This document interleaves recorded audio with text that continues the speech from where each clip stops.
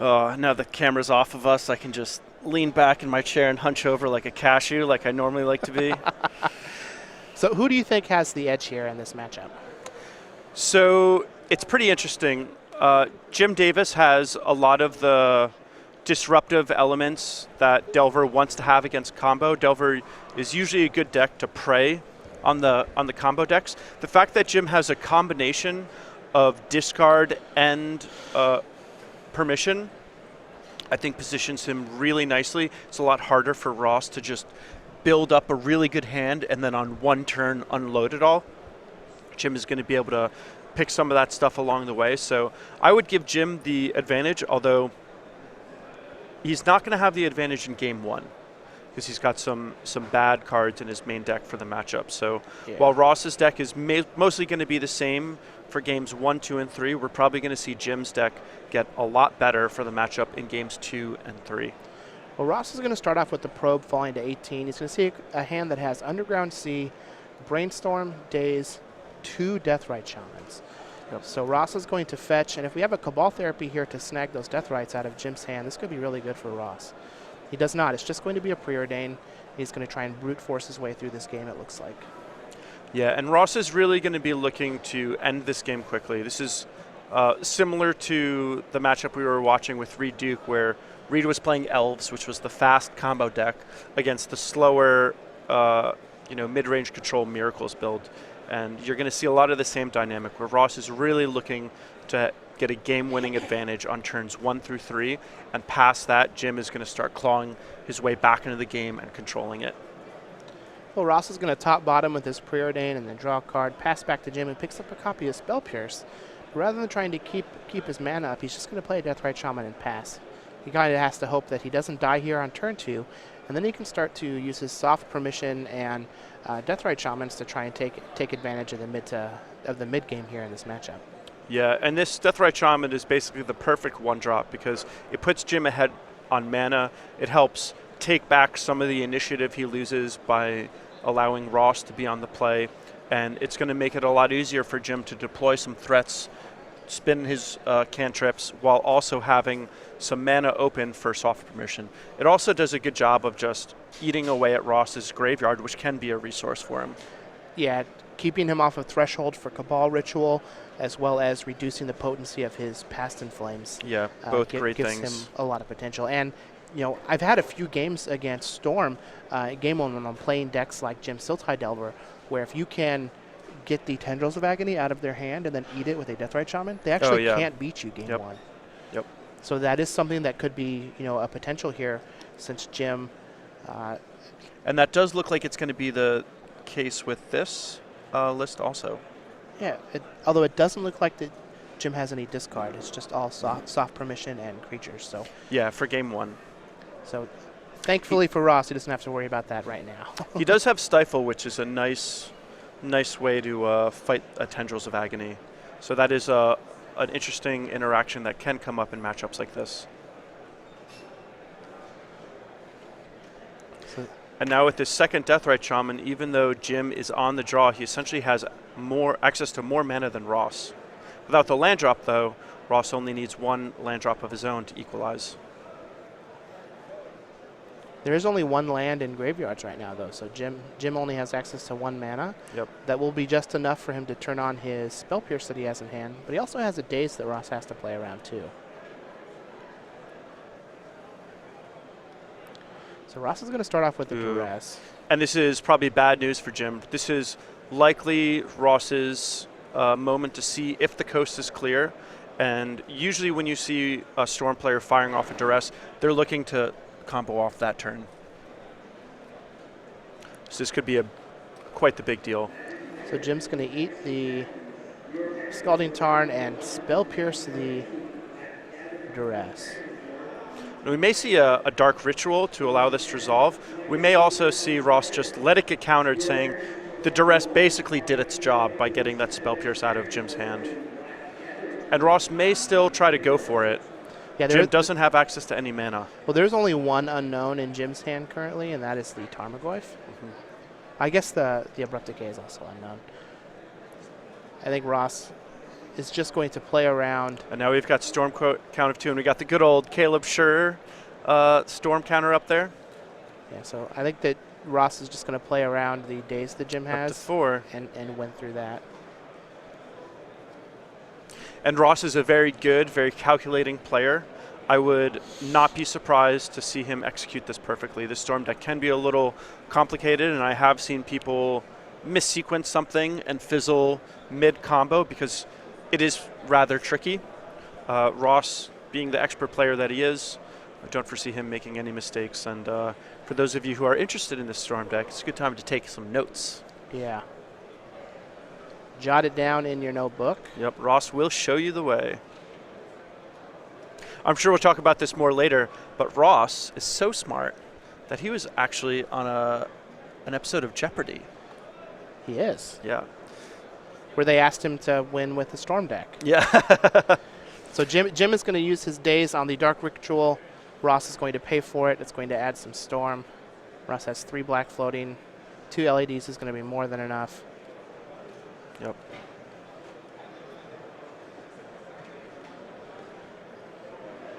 So we're And so at he's 8 Storm currently. He's cracking a Lion's Eye Diamond with his Infernal Tutor on the stack so that when the Infernal Tutor resolves, he has no cards in hand and can search for anything he wants. Yeah, so it's very possible that he just only cracks 1 tutor here and goes and gets another tutor and then plays that tutor and cracks the next Lion's Eye Diamond, which will give him enough Storm and mana to play Tendrils for 20. Yep.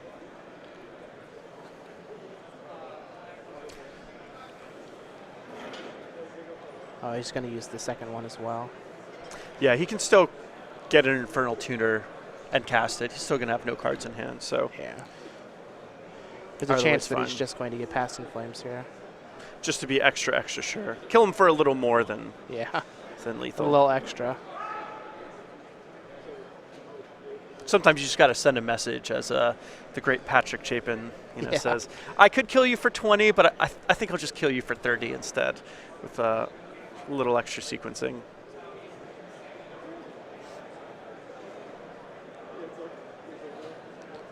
Storm's at 9. Or Storm is at 8. He's just going to get a tutor. And then tutor.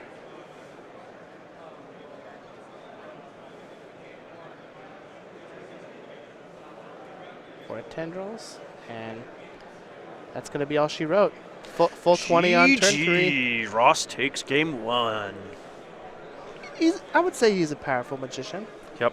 And that's exactly how, I would expect this matchup to play out. Ross will likely win quickly game 1 because Jim isn't working with all of the tools he really wants. And but now that we're in the post-board games, Jim's going to have a chance to be on the play. Jim is most certainly going to pick up at least 1 game. I would expect it to be this upcoming game, and then we'll see if Ross can fight through all the sideboard hate in game 3 when he's on the play again. Well, let's take a look at Ross's sideboard here. We have 1 Tropical Island, 2 Xantid Swarm, 3 Abrupt Decay, 2 Chain of Vapor, 3 Hercule's Recall, 2 Dread of Night, and Empty the Warrens, and a Sensei's Divining Top. How do you think he's going to sideboard?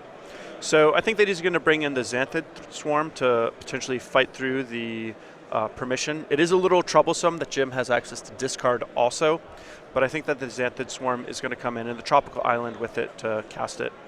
And then I also think he's likely going to bring in Empty the Warrens just to have an extra win condition. And he may want to bring in Sensei's Divining Top so that he can float important cards on top of his library so that they don't get sniped by those discard spells. Yeah, Divining Top is generally very good against discard. Yeah. On the Xantid Swarm, it'll be interesting to see if Jim keeps any cards in to answer a Xantid Swarm. Yeah. I know that when I was playing like the old Omnitel deck, that I would bring in my 2 lightning bolts, along with 1 or 2 copies of Young Pyromancer. Not only just Pyromancer as a way to win the game if my show and tell does happen to, get either surgical because some of them are playing surgical or whatnot, but just as a way to grind the game out if I needed to once I'm able to fight them on their resources. But being able to Lightning Bolt his Anti-Swarm post-board against Storm is a pretty good feeling. Yeah, and he may have removal spells in the form of cards like Marsh Casualties, which also deals with Empty the Warrens, Maelstrom Pulse, which can also deal with Empty the Warrens as well as other random permanents like Lotus Petal or Lion's Eye Diamond. And Abrupt Decay also fits that category also. So Jim is going to be able to bring some well-rounded removal spells to the matchup that can hit Xanthid Swarm or something else, which actually may be a good reason for Ross not to bring in the Xanthid Swarm. He may not bring it in because of those factors, in addition to the potential for discard that Xanthid doesn't line up against well. So outside of those potential removal spells for Xanthid Swarm, Jim has 2 Baleful Strix, 2 Thoughtseize, 2 Surgical Extraction, a Winter Orb, a Null Rod, a Pithy Needle, a Dismember, a Force of Will, 1 Maelstrom Pulse, 1 Vendilion Click, 1 Marsh Casualties, 1 Dread of Night. Is there anything else you think he's going to bring in? I like the Thoughtseize, the Surgical Extraction, Null Rod I think has some nice utility here, as well as the Maelstrom Pulse, Vendilion Click, Marsh Casualties. All right, well, I can see that. And Force of Will. Got to have Force of Will. Do you have to have Force of Will now? So Jim Davis is the captain of Team Metagame Gurus, but Ross Merriam is a writer for StarCityGames.com. He is one half of the Ross versus Majors versus video series on the Select side. And he, as you alluded to before, he also is going to be battling in Jeopardy. So let's take a look at his slide. So Friday, July 22nd. It's coming up. You'll be able to watch Ross Merriam on Jeopardy. Now, I don't know how well he did. Yeah, we don't know anything about the episode. It hasn't aired yet. I asked Cedric. No spoilers. I asked Cedric if he knew, and he said no, he didn't, and I believe him. Ross, he looks kind of smug there, so I think that he probably did well. It's because he knows how smart he is. I know that he knows a lot. Oh, yeah. And if it happened to... He's got a big brain. He does have a big brain. And if any of the questions happen to be, revolving around how to win with Storm and Magic, I'm sure he did well. And this is one of my favorite things about being in the Magic community. We have so many awesome people. So many of the good Magic players are just awesome at other things also. And that's one of the coolest things about being involved in this community is you get to interact with all these interesting people who have these, really unique talents. Yeah, so again, Friday, July 22nd. Don't miss out on Ross Merriam being on Jeopardy. Check your local listings for the time. All right, so Jim's going to be on the play. He's going to start off with a turn 1 Deathrite Shaman. That is the perfect start for him. Yeah, this is great. This just puts Jim ahead on mana, gives him a way to start attacking Ross's graveyard. Certainly the best turn 1 play Jim could ask for. Now, it looks like Jim does have an Abrupt Decay in his hand. And I like keeping some number of them in because cards like Carpet of Flowers are generally very good from the Storm player's sideboard as a way to fight through soft permission. Yeah, and this is one of the nice things about the Sultai deck is it has these very well-rounded interactive spells. You're not just working with cards like Lightning Bolt that, in a bad spot, at least you can cash them in for 3 damage to someone's face. Cards like Abrupt Decay are just so good at hitting X. An X can be anything. Yep. All right, so Ross is going to start off with a Scalding Tarn, falling to 19, going to find an island and play a copy of Preordain. And he's just going to start off with a Lion's Eye Diamond here. So this is a little interesting. So there's a few things going on here. A lot of times Ross would prefer to hold his 0 mana artifacts in his hand until the turn he wants to combo off because he can cast them on that turn to help build his Storm count. That said, he does have to worry about cards like Thoughtseize. And it's more likely that Jim would have a discard spell rather than an Abrupt Decay. So Ross is essentially saying, I need this Lion's Eye Diamond, and it's safer in play than in my hand. And I think that's the reason that Ross is playing it in this situation. Now, Jim does have an Abrupt Decay, so let's see if he's able to find another source of mana to use alongside that Deathrite Shaman to Abrupt Decay the Lion's Eye Diamond. He is going to fire off a Ponder, and there's a Wasteland, a Force of Will, and a Tarmogoyf. None of those look terribly exciting right now, to be completely honest. Yeah.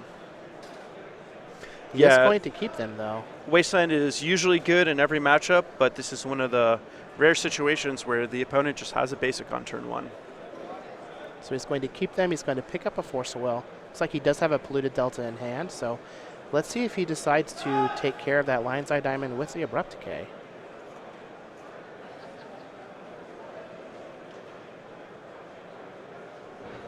Certainly has the opportunity to. He also has to be a little suspicious of it.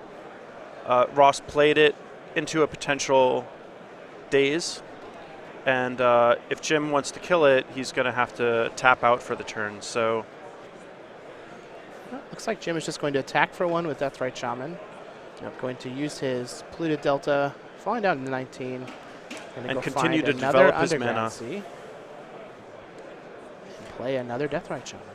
And these two Deathrite Shamans are a real clock. Jim is going to be able to fill his graveyard up with cantrips, and Ross is probably going to be filling his hand up with cantrips as well. So these Deathrite Shamans are really going to excel in this matchup. We've talked about them a lot, but they're also going to be a clock. So Ross is just going to play Polluted Delta and Brainstorm. Looks like Jim has 2 Force of Wills and another blue card, so his hand is insulated from duress. But if Ross happens to Cabal Therapy here and try and name Force of Will, this could be pretty bad for Jim. And if you do cast Cabal Therapy blind, the likely things that you name are either Brainstorm or Force of Will. If Ross is looking to combo off that turn, it's most likely going to be Force of Will.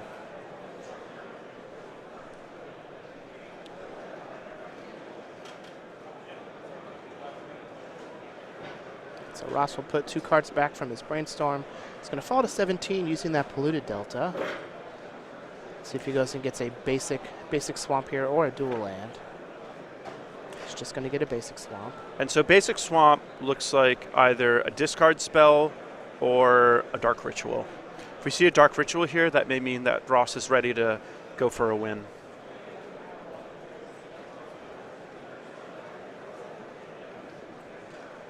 Oh, there's the Cabal Therapy. Big deal. Let's see. So this comes down to if Jim wants to. Oh, but he's got a daze. Wants to try and counter it or not. So he could daze it. Yeah, definitely got to try to daze it. Crisis averted for Jim. Yeah. I think Ross has another Cabal Therapy. Cabal Therapy is such a sweet card. That's certainly a card that really pays off by having a lot of practice with it. That's a card that I really like. Alright, so Jim just picked up another land for his turn. I think this might be the turn that we see an Abrupt Decay on that Lion's Eye Diamond. Maybe. If Jim doesn't have a whole lot to do with his mana, it's probably the best thing to do. Jim also is probably a little worried about that Cabal Therapy on the previous turn. Usually when the discard spells start getting cast by Ross, that means he's approaching the point where he's going to try to win the game. Yeah. All right, well, here's that Abrupt Decay.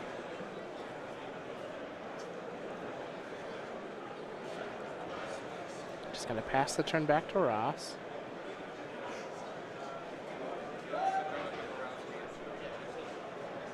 One thing that'll be interesting is on Jim's turn, if he doesn't draw anything particularly good, there's a good chance that he just plays his land, because then with both Deathrite Shamans, he would actually be able to hard cast Force of Will.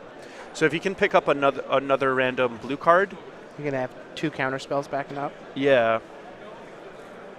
He could, if the blue card is something like a Brainstorm, though, he could also potentially, Brainstorm and play the fetch land, but I think that the most likely thing is for Jim to just pass with all open mana on the following turn and a 3rd land in play. Well, Ross is going to ponder and not shuffle. It's like That's bad news and he for just Jim. found a probe, so he's going to pay 2 and see what's up. 2 Force of Wills. And if he does have another Delta. Cabal Therapy, this is a good time to fire it off. So we'll have to see. Going to draw for the probe. I wonder if Ross said something like, I don't need to write those down. It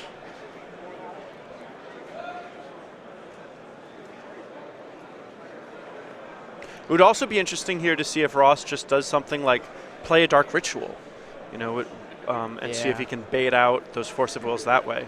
Looks like he just has a bunch of Infernal Tutors in his hand.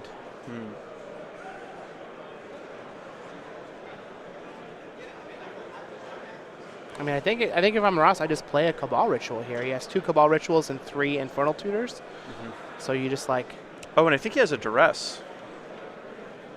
It's always one of the tricky things about commentating is trying to catch the cards in the player's hand. Yeah. If he has a Duress, I have to imagine that this is a good time to fire it off. But you can't just disrupt your opponent. You also got to figure out a way to win. If Ross strips Jim of all of his resources, Jim is going to have time to just redraw some stuff. So Ross really wants to, have a way to win.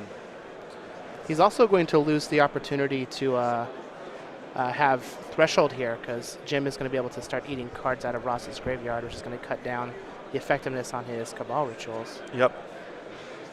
Jim also can just play a land and be able to hardcast this Force of Will next turn. Yeah, and Ross knows that, so I'm sure he's tried to account for that in any way that he can. Ooh, Dark Bob. I love that card. I've wanted to play this deck of Jim's just so that I can play Dark Confidant Legacy. Yeah. Such a sweet card. Why don't you just play Jund? I don't actually like Jund that much in Legacy. Jund, it's a good deck, but it's a little too fair, in my opinion. And then Jim is paying a lot of respect to Ross by not playing that Dark Confidant.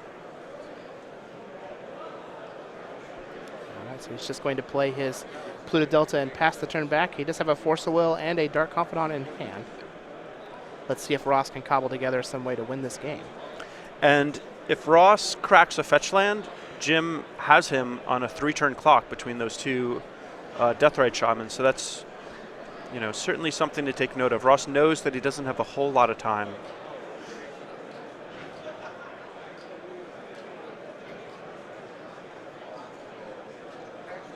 Jim would really like to draw a blue card on his turn so that he can play Dark Confidant while having that Force of Will available. All right, so we're going to get an Infernal Tutor.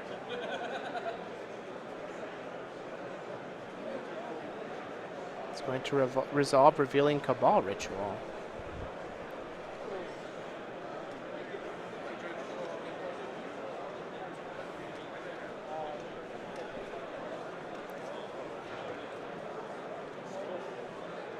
I really like the Caleb Schur token. Yeah, it's real nice. Really cool. Really unique. I like it when the players who win the Invitationals have a really unique token. Yeah. I think that's cool. Like the Tom's Poison token. Yeah. Caleb's. Yep. Your Fire Elemental token. Yeah, I didn't win anything for that one. I almost had a plant token though. You can blame Ollie and Trauzy for that. Yeah. So this game feels like it's starting to turn around for Jim. Neither of them are really doing a whole lot, and that most certainly favors Jim. And if Jim can draw a blue card here, which he does, he can deploy that Dark Confidant.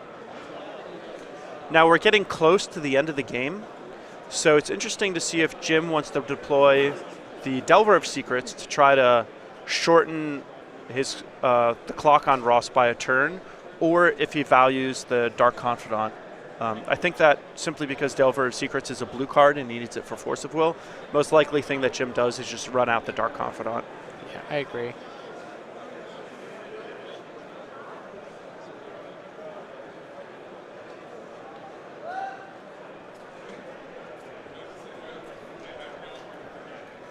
The other thing is that if he thinks that Ross can't kill him next turn, then he can just play the Delver this turn, and then 2 Deathrite activations, plus 2 more in the Delver is actually game. Yeah. That would be shields down for the whole turn, though. Sometimes you just got to try to win the game. Yeah, that would be the fastest clock. It might be an unnecessary risk, though. If he can untap with Dark Confidant, it may be just as good as putting him on a 1-turn clock.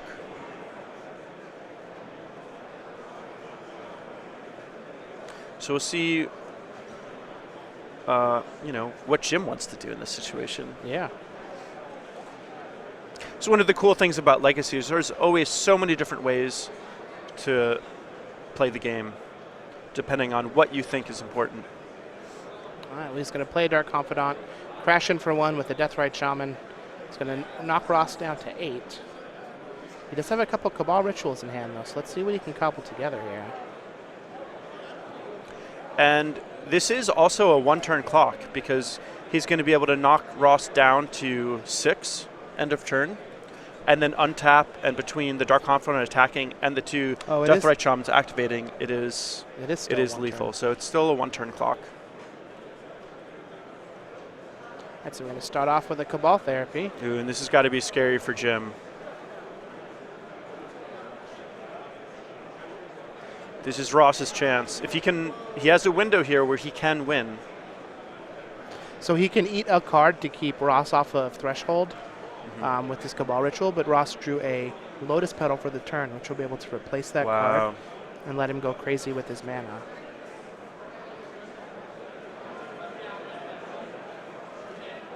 All right, so Force of Will was named, Delver of Secrets was revealed. And I think we're going to see a flurry of spells here from Ross. Yep, Storm Count is 2. The hands are going to be moving a little quicker here as Ross sees the end of the game in sight. He just needs to push a little harder to cross that finish line. He is on his way.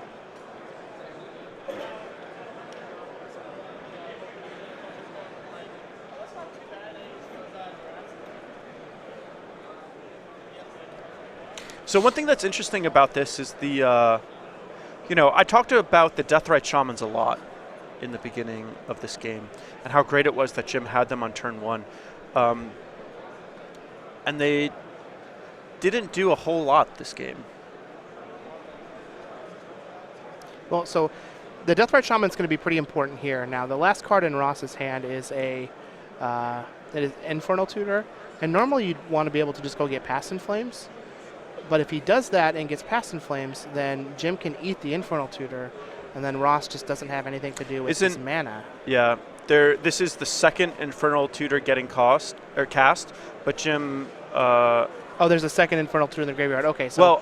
Well, there was a second Infernal Tutor in the graveyard. I can't see it perfectly clearly, but Jim might have eaten one of the previous ones with a Deathrite Shaman. Because the first one he got Cabal Therapy. Yep, it looks like he did eat it, so there isn't another Infernal Tutor in the graveyard.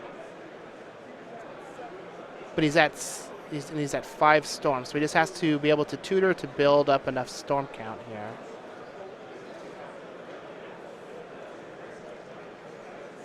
He needs more cards and more mana. He's got 5 black mana, so he can work with that a little bit. It's possible that he just gets another Infernal Tutor and then a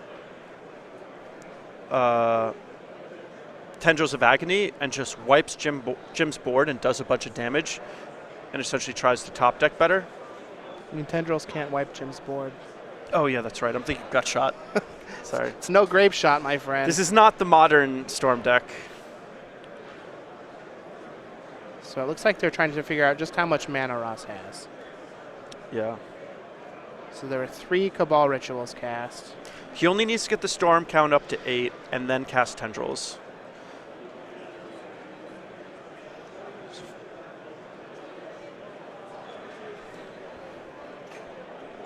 Okay, so they're making sure the mana is right. Yeah, so he can just get 2 more tutors. 6, 7. Yep, and that brings his Storm count up to 8.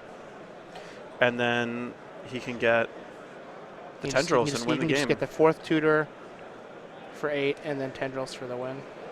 Yep. Very impressive, Ross Merriam. Oh, I guess he could have got Dark Petition as well. But. Yeah. Yeah, in fact, Dark Petition lets him kill from a full 20 here. Mm-hmm. Oh, no. Because he has the untapped land. And we can see here Ross managed to completely dismantle Jim, exhaust him of resources, and then win the game, which is quite impressive.